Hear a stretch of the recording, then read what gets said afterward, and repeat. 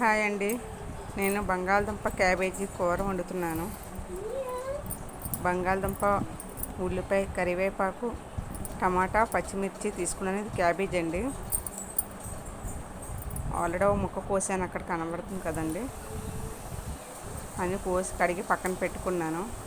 ఉల్లిపాయ, పచ్చిమిరపకాయ వేపుకుంటున్నాను. అందులోని ఇప్పుడు కడిగేసి పక్కన పెట్టుకున్నవన్నీ వేసాను.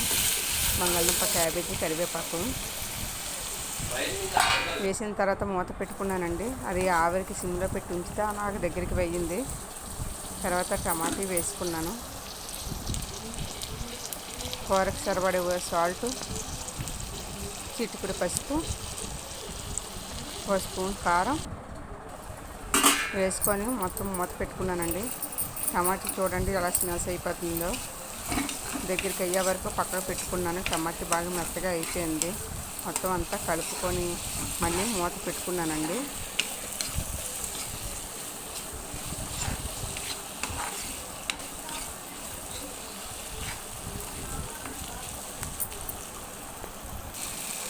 నేను ఎక్కువ కొయ్యలేదండి.